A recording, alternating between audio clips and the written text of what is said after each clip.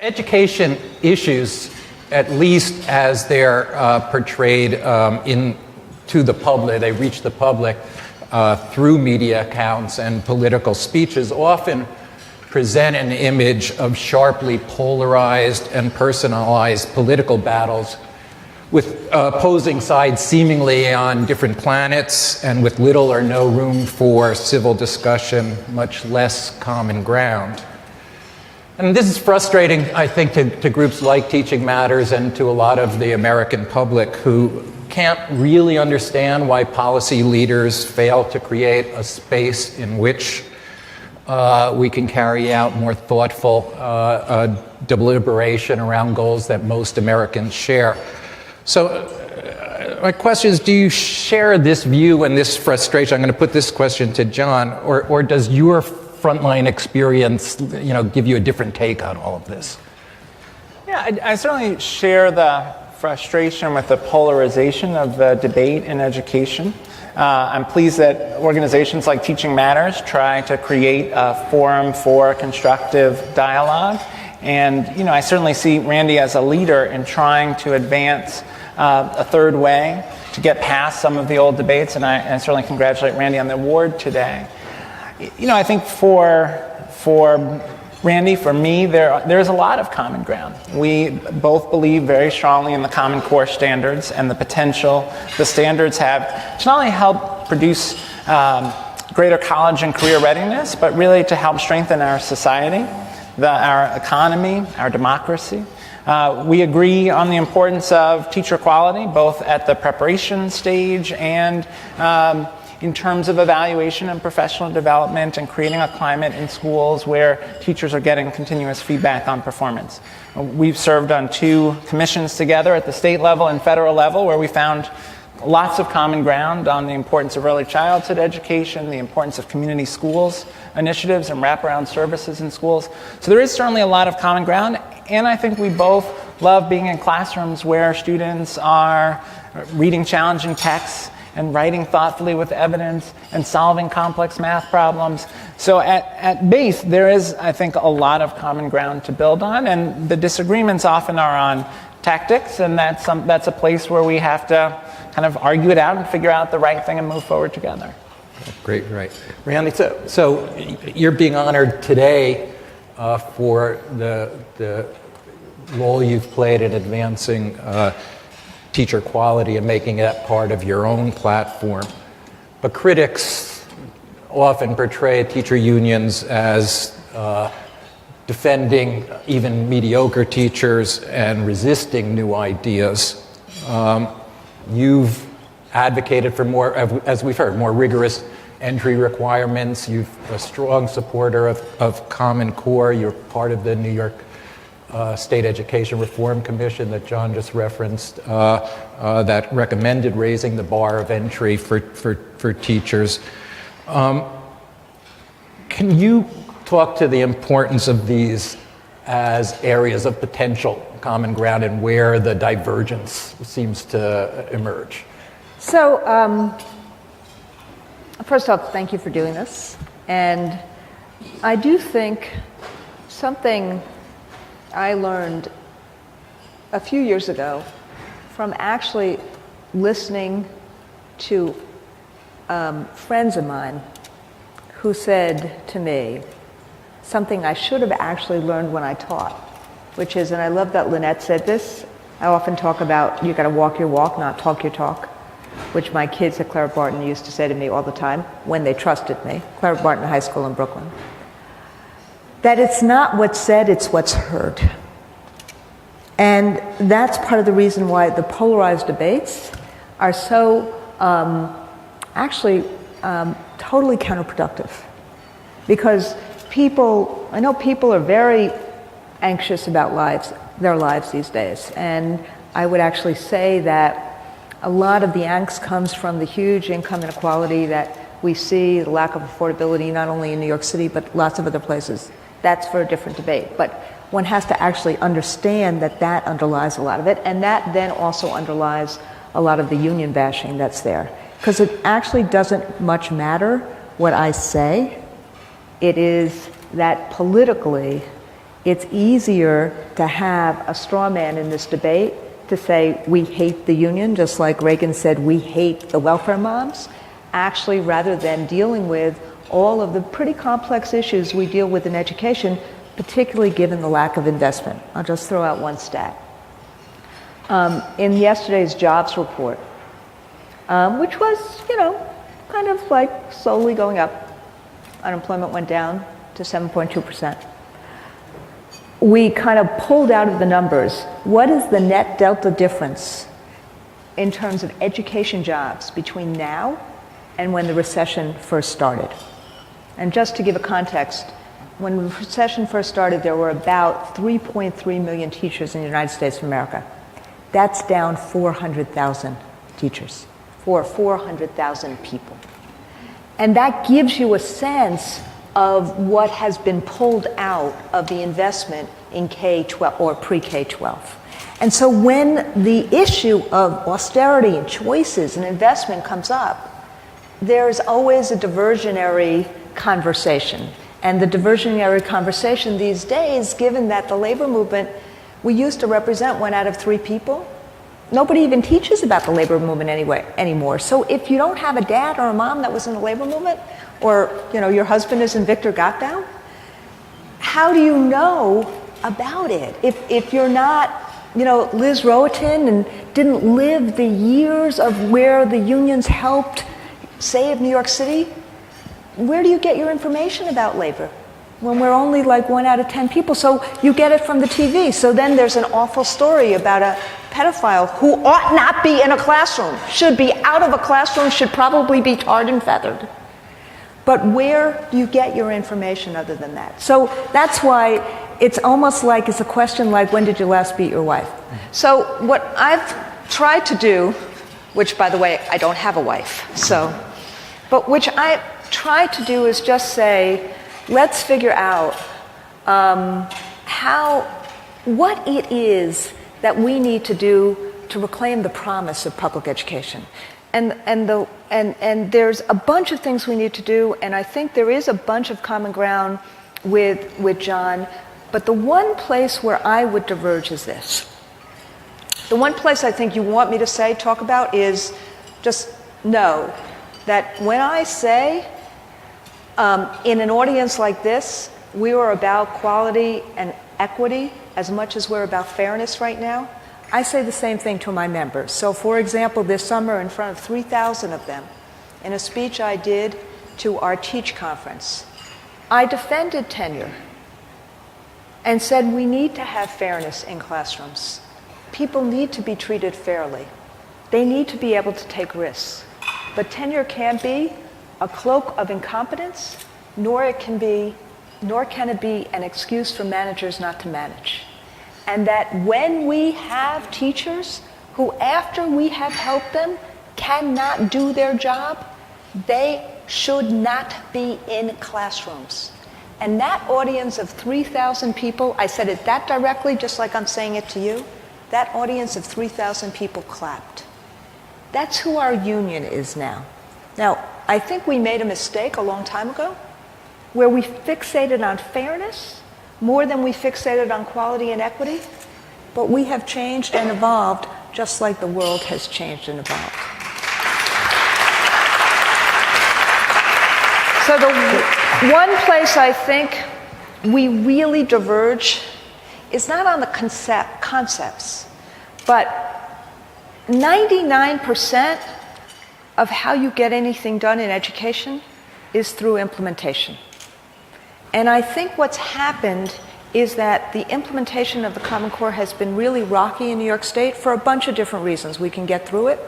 And I do think leadership requires all of us to figure out how to adjust and how to reboot. So let me probe a little bit on that, because, if you had asked me a couple of months ago, what's the issue on which common ground could most easily be found here, it would be Common Core. Right. And Common Core is a policy that is in some ways like an antidote to charters and school closures and some of the other issues that are so divisive, because there's been such a broad coalition, including business and political leaders and the teachers' unions. But But at least over the last couple of weeks, there's been friction, and you guys have both, I think, alluded to it a little bit. The AFT and the UFT have called for moratoriums in order to allow for more time for new curricula rollout, for teachers to know what they're dealing with, and I should say moratorium on high stakes attached to the Common Core assessments. And John, of course, you had a sort of highly publicized, tough meeting with a group of parents in Poughkeepsie and others who were critical of some aspects of the rollout and the implications. And I guess what I'd like to ask first, John, is, do these rough spots over the last couple of weeks and the sparring, if you will, over implementation issues on Common Core, do those indicate that the appearance of common ground on this is thinner than we might have assumed, or are these kind of blips that we just need to get over and we will get over? I think the support for the Common Core remains very strong across constituency groups, not just in New York, but nationally. I think whether it's teachers or superintendents or principals or school board members or parents, when you talk about the importance of college and career readiness, and you talk about the importance of students being able to write effectively, students being able to think critically, students being able to see math, not merely as algorithms that you memorize, but tools to apply to solve problems, I think there's tremendous consensus. Implementation is always a challenge. When Randi, and I see Dick Iannuzzi here, who's the president of our statewide union, when all of us agreed to this work back in 2010, the work on the Common Core and the work on teacher evaluation, we all understood it would have bumps and challenges along the way. I think that's inherent in any effort to raise standards across 700 districts and 4,500 schools, and variation in implementation between those districts. And some districts that began this work in 2009, and I visit classrooms where I see kids doing the Common Core every day and excited about learning and excited about text. I was in a classroom in Western New York, sitting with a group of fifth graders who were reading a story that's part of curriculum materials that we're developing with teachers around the state, called Esperanza Rising. And they were reading Esperanza Rising and talking about the Universal Declaration of Human Rights and evidence for the themes in the Universal Declaration of Human Rights in this book, Esperanza Rising. And I asked a fifth grader, at this table of fifth graders, I asked one of the students, how is your work this year, and this was last year, our first year of Common Core assessments, I asked, how's your work this year different from last year? And the student said, well, last year we would just read a book and write a book report. Now we have to find evidence in the text to support our ideas. And it was one of those moments, where you wish you had a video camera because it's so perfect. And then the second kid says, yeah, but to do that, you have to read each page really closely. It's perfect. But the best was the third kid who said, and the books are better that way. And they are, right? If you savor the language that the author has chosen, the books are better that way. And so when I see that, I have tremendous hope. It doesn't mean there aren't going to be bumps along the way. But we, together with teachers across the state, we just announced $80 million in investment in teacher leadership around the work on the Common Core. Together with teachers around the state, I'm very confident we can get this done, that now is not the moment to stop the work on the Common Core, but rather to move the work forward. Rand, same question to you. So,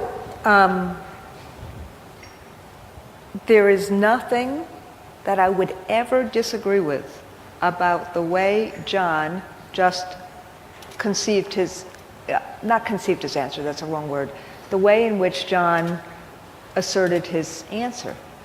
Of course. And we both have, as John was saying, that we've both been in classrooms. I mean, I don't know about John, but I know that my best days are when I'm in classrooms. I was at Cornell yesterday speaking to teaching kids about school reform and things like that. When we're in classrooms here, it's the heart connection. The issue is this. The biggest issue that we've had, and maybe it's because I'm old, I've been through school reform now for 25 years, and I recall my mother, who was a school teacher, coming home virtually every day, and frankly, neither my sister nor I wanted to be school teachers initially because we thought my mother worked too hard. So she became an intensive care pediatrician, and I became what I became. But she used to say, this year we're going to have this, and next year we're going to have something else, and next year we're going to have something else. The same thing that John said, I heard President Bill Clinton say, and myself say, and others say, Tony Alvarado say, when we did the last set of standards. And what made the last set of standards fail in New York City and around the country was the fact that we couldn't sustain and scale. We saw great examples in District 2 of teachers being able to say the same exact thing as John just said. The question becomes, how do we scale and sustain in a way that nobody can strip this away again? Whether you have a Tea Party, God forbid, sorry, in New York, governor, or anything else, like we're seeing at other states. And that's where the trust of listening to parents and teachers becomes so important. And around the state, they're basically saying to Dick Iannuzzi and to me, even though 7 out of 10 of them really believed in these standards, they're saying that the implementation really isn't working. And that what's happening is that people are so fixated on the test, and when it counts, as opposed to the things that teachers should be doing, which is, how do I evoke that response of those 3 kids in my class? How do I get kids to critically think? How do I get, and I saw this at the Nest School, how do I get kids not only to memorize that in 1492 Columbus sailed the ocean blue, but what does that really mean? What happened when Columbus landed? What did he see? Who did he talk to? What did it mean? And that's what we're trying to do in terms of the Common Core. But we're trying to do one other thing, which is persistence, which is when kids trip and fall, which is enabling teachers to take risks so that when kids trip and fall, we help them get up again. And so what we called for in April and what California is doing is actually saying, let's delink testing right now, not evaluation of teachers, not evaluation of kids, but let's delink the stakes of standardized testing right now from the transition period. Let's actually really focus on the transition of making this work, of teachers taking the risk, of kids really understanding, and then we'll do the high stakes of standardized tests. That's where we disagree. So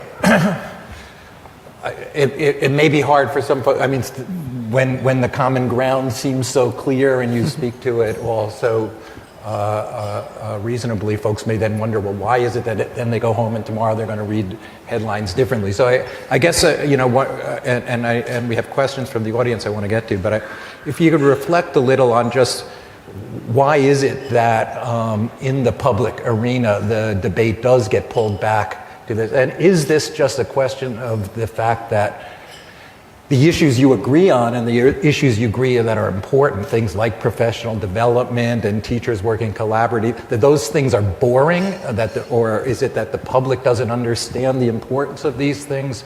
Or is it that there are interests either in the media or among political partisan advocates on one side or other who are fighting other battles and who find it useful to strategically exploit the differences rather than the common ground? Yeah. I mean, I think it's a combination of all the things you described. One is it's hard to convey nuance in the debate. So, in New York, what we have is a state law that we agreed to together with NYSET and the governor and the legislature that counts students' growth on state assessments as 20% of the evaluation of teachers in the grades that have state tests, which is about 20% of teachers. But if you were to just listen to the debate, you would think that test scores were the dominant factor in evaluations, when in fact they are not. But it's hard to explain that nuance. As soon as you say 20% for 20% of the teachers, you've already lost a lot of folks. So nuance is a challenge. The other thing is, I do think sometimes the work in schools is not, is sort in a way isn't catchy. I can remember being at a conference. PBS does a conference on teaching, which is fantastic. I encourage everyone to go. And I was with a group of teachers from around New York State who were talking. It's in March in Washington, D.C. this year. Yeah. Great. So I was with a group of teachers talking about the evaluation system, and they were sharing how much they liked the evaluation system. Some of them actually were in the pilot of the evaluation system that NYSET helped to lead. And they were talking about how much they liked having the conversations about teaching and learning with their principal, and how having a common language for good teaching in their school was changing the culture of the school. And I saw a reporter walking by, and I thought to myself, this is perfect. I'm going to get this reporter. She's going to talk to these teachers. I'm going to cut through all the debate about evals and really talk about what it means in schools to have rich conversation about teaching and learning. So the reporter very nicely spoke with the teachers at length. A couple of them were actually union presidents. It was a great conversation. And then I read the article. And the article was about the controversy, not about the conversation about teaching and learning. And I started to be frustrated by that. And then the reporter told me that her editor took out the part of the story that was about what was happening in schools around teacher evaluation. Right? And that to me illustrates part of your point about it's just maybe not as exciting to talk about the day-to-day work. Although I think for both Randy and me, that is the exciting part. That's why we do what we do. Yeah. I think it costs money. And I think in this period of time, it's really hard to, I think that what I have found that the level of polarization has increased in correlation with the elongation of the recessionary forces in this state. And I think that, you have, and frankly, it was Senator Flanagan that said it when John and I actually sparred privately at the Cuomo Commission, far more than we are sparring right now. But it was private, and I noticed that it never got out. But we had a very sharp discussion at that point, and John Flanagan, I think, was very smart about it, and he said, look, you have a perfect storm that has happened in New York State. Number one, with the tax cap, you basically don't have the funds in districts around the state and to actually do the things one needs to do about community schools, about the investment in social emotional issues, about art and about music, and also doing the kinds of things that even Tom Friedman told us they do in Shanghai today. The professional development in a real way in schools with teachers, that all costs money. Distributive leadership costs money. And so you have that competition for resources. And then you also have the issue about urgency versus doing it right. And we all feel really urgent about kids. But I would like to actually see us implement something with fidelity this time so that we're really helping that 9th grader really not only dream his dreams, but achieve them. And so that's the kind of the implementation piece takes really good management as well, and you don't have a lot of really good management on an ongoing basis in schools. So I think what happens is that we have to figure out how to get the funding that's required and align the management so that you don't simply have this convergence of no money, teacher evaluations, Common Core all at the same time, without us not having a can-do attitude about it. And we default to an argument when people feel really frustrated or demoralized, or they feel like they can't do it and they don't know where to go. And so I think that's what's really going on underneath there. So I want to give time to some of the questions. I'll edit them to keep us going fast. And while I hated this in some of the debates where they forced the candidates to answer in like 2 sentences, I'll encourage us to try to do something like that. So Randy, you've raised an issue that, at least as I heard it, is that one reason these issues may become devices is they're tied to bigger issues, like the issue of funding and by implication taxes and how big government should be. Another big issue is the debate between what you can do within schools and what you need to do by addressing broader issues of income inequality. So one of the members of the audience asked, is it possible that these two goals, helping kids learn and fighting against income inequality, are in conflict? Or do you see them as compatible, and how do you deal with the balancing of those? Jim? We framed it as, you either think poverty matters or you think schools matter, and then people yell at each other across that divide. Clearly both matter, and what we need are schools that are highly effective so that kids can get access to opportunity, so that they can be prepared for college and career success and go on and change their economic circumstances. And we need to acknowledge the challenges poverty brings in schools and respond to them. It's one of the reasons why Randy and I both were so pleased that the governor and legislature put resources into community schools efforts. I was in a school today in Harlem with Assemblyman Wright at the Hugo Newman School, where they've got a health clinic, they've got a dental clinic, and they've got a optometrist, so that they have this whole set of wraparound supports for kids and families. So I think that those two issues, tackling income inequality and tackling the challenges in schools, don't have to be incompatible. I mean, I think every school will be successful if you have well-prepared teachers who are supported and have the time to collaborate and the tools to do their jobs. You have engaged curriculum that includes art and music. You have these kind of wraparound services that also make the schools the center of communities. And before you tell me how expensive that is, let me just tell you that they do it in Cincinnati for the cost of one Title I coordinator. They've been able to align and manage this. And you have a welcoming and safe environment. When you have those four factors, which also take really good management, you will make sure every single school will improve and kids will get a really decent shot at life and a shot at career and college. And I think what happens is, just like John said, we have to give up the ghost that it's either or. Schools have to become, public schools have to become the center of communities, and we have to actually support them like that and have the services wrapped around schools like that.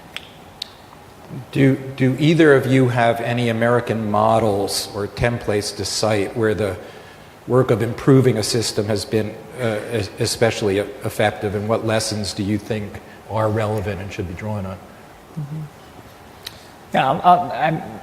Yeah, I've heard Randy talk about the example of Cincinnati, and I visited Cincinnati, and I'm impressed by the way in which they have systematically, as a city, thought about how to mobilize the resources of the city in support of their kids. But the other example I would share is of Massachusetts in the mid-90s, which made the decision to raise their standards. Arguably the highest standards in the country. At the time, they heard criticisms that might sound familiar. The standards are too hard, the tests are too hard, we'll never be able to do this.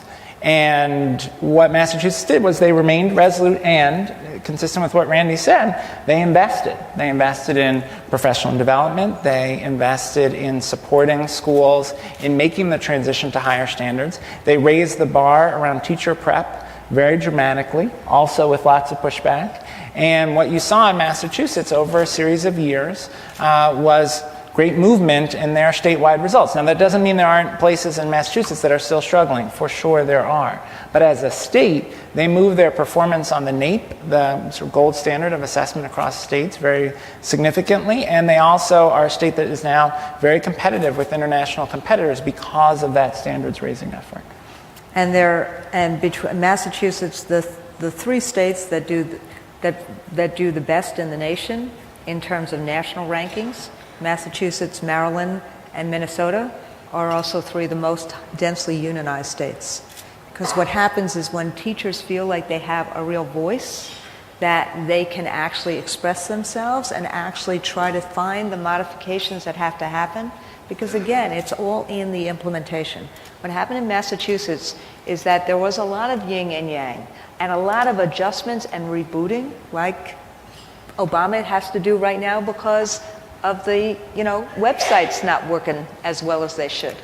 But my point is We need to listen to the people on the ground, to actually hear what they're saying and respond to them. If we do that, we create trust and agency, the likes of which we never will, and that's what helps move an agenda.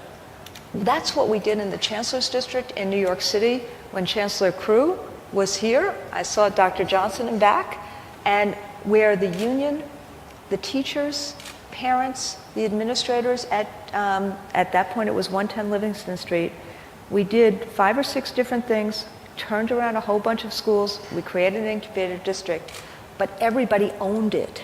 And so when things messed up, we owned it together and worked together, rolled up our sleeves on getting around the mess ups to make sure that children's acuity, children's achievement counted first. So I'm going to just interject one question of mine, and then we'll have a final chance to just reflect on where you think things are going and how optimistic you are. So my question is about pace of change and urgency of reform. I think, everyone understands and appreciates a lot of the attention in the country now and to moving away from complacency, and identification of education and achievement gaps is important to wrestle with for all kinds of reasons, economic and social. But a story like Massachusetts could be a story about how they plowed ahead, like you said, but it's also a story of deliberate reform over a longer period of time. So, and putting this in the context of this disagreement about moratorium on high-stakes testing, I guess the question is, what's your take, John, on the importance of momentum and not slowing down as opposed to seeing this as a marathon rather than a sprint? It's certainly a marathon. There's no way that you could raise standards dramatically across 45 states, the District of Columbia, the Department of Defense schools, and do it overnight, right? So it's definitely a marathon. The question, I think, is do you stop or do you keep running along the way? And I think what we've got to do is, I think Randy's exactly right, whether it's New York or any of the other states, we've all got to make adjustments along the way. But I don't think we can stop the work on the Common Core. I don't think we can stop the work on teacher evaluation. And assessments are a part of that work.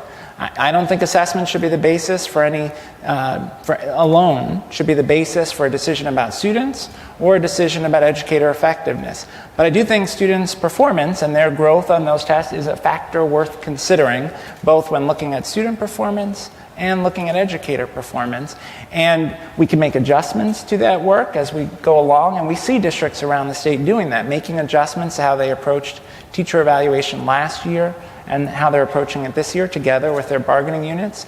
I was in a school last week in Port Chester, New York, Blue Ribbon School, where their performance last year on the first Common Core state test was not where their performance was on the much less challenging previous test.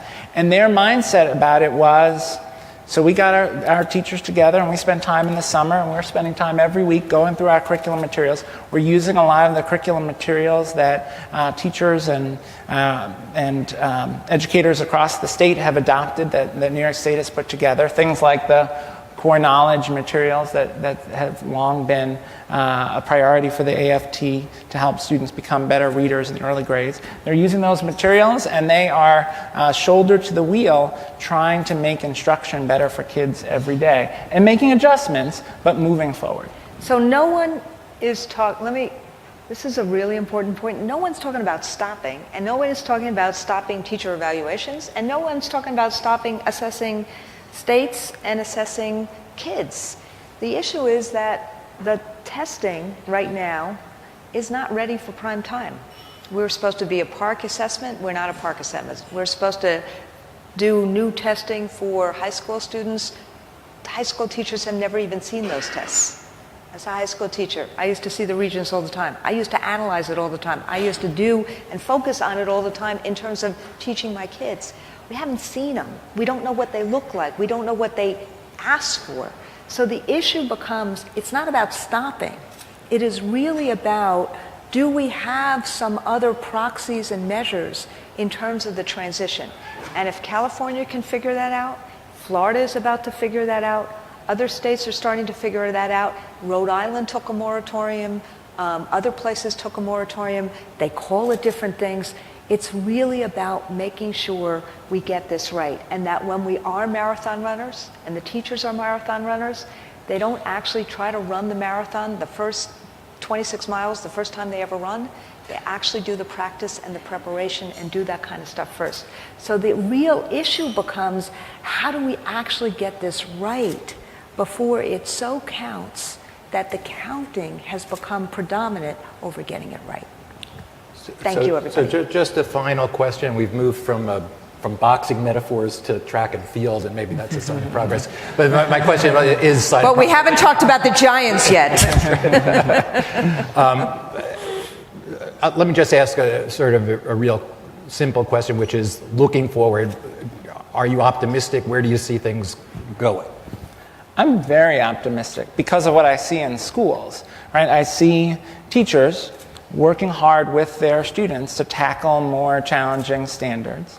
And I just got a note as I was walking in from an educator in Albany who was just coming from a meeting with colleagues talking about how much more students are able to do in math this year than last year, which was their first year of work on the Common Core, and just how excited they are about what's possible for their kids. And to me, that's what this is about, is how do we create more opportunity. And for all the disagreements that Randi and I may have on tactics, we are 100% agreed on the goal, whether it's the Common Core or college and career readiness or school cultures where teachers and principals are continuously collaborating to improve instruction. So I'm very optimistic, but not naive, and get that, there are going to be tough days. Randi said that she's old. I don't agree with that, but I will say I feel older this week than I did last week. So this work is not going to be easy, but I'm confident we can get there.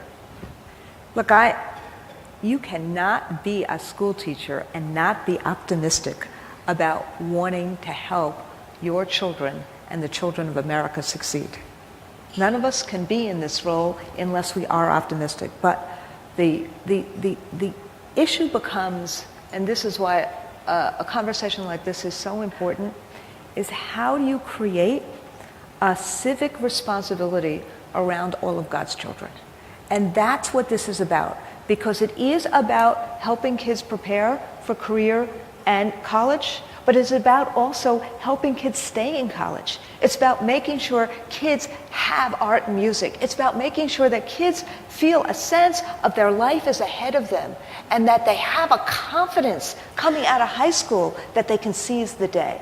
That's what public education is about, and we need to have basically a sense of community civitas about public education. And that's why a conversation like this becomes so important to have, and to actually find that common ground so that we do that for all children. Great. Thank you. Thank you both.